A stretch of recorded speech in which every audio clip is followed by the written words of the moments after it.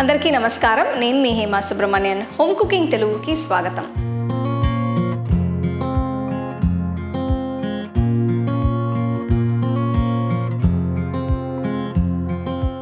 ఇవాళ నేను మీకు ఒక మంచి లంచ్ బాక్స్ రెసిపీ చూపించబోతున్నాను.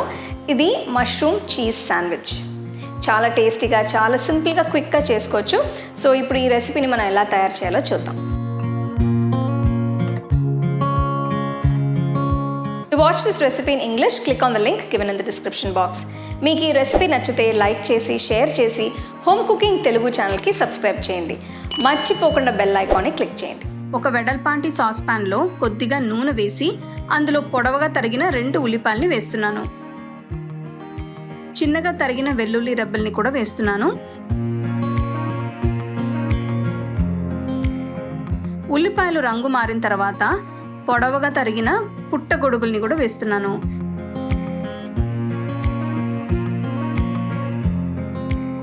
వీటన్నిటిని బాగా కలుపుకోవాలి. 2 నిమిషాల తర్వాత 1 టీ స్పూన్ ఉప్పు, కొద్దిగా మిరియాల పొడి వేసుకోవాలి. తర్వాత 1 టీ స్పూన్ వెన్న వేస్తున్నాను.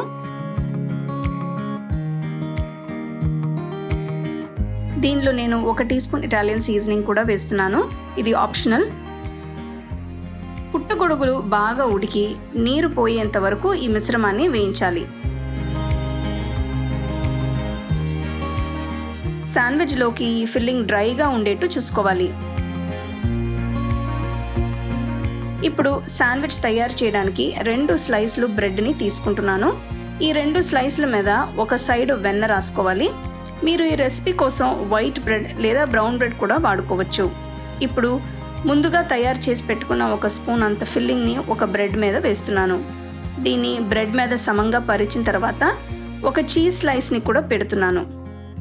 దీనిపైన వెన్న రాసి పెట్టుకున్న బ్రెడ్ స్లైస్ని పెట్టుకోవాలి. ఇప్పుడు బ్రెడ్ టోస్టర్కి లోపల మొత్తం వెన్న రాస్తున్నాను. నేను స్టవ్ టాప్ మీద యూజ్ చేసే టోస్టర్ని వాడుతున్నాను. శాండ్విచ్ని టోస్టర్లో పెట్టి క్లోజ్ చేసిన తర్వాత పొయ్యి వెలిగించి టోస్టర్ని పెట్టాలి. ఒకవైపు కనీసం 1 నిమిషం పాటు టోస్టర్ని వేడి చేయాలి.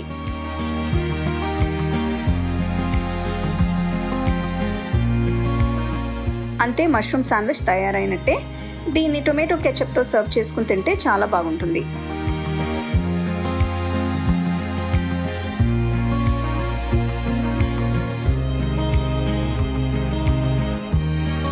చూసారు కదా, మష్రూమ్ చీజ్ శాండ్విచ్ ఎంత టేస్టీగా ఉందో. ఇది చాలా ఈజీగా మీరు తయారు చేసుకోవచ్చు. ఇది ఒక మంచి లంచ్ బాక్స్ రెసిపీ కూడా. సో తప్పకుండా ఈ రెసిపీని ట్రై చేసి ఎంజాయ్ చేయండి. You can get a copy of our first edition of the home cooking book on 21 frames.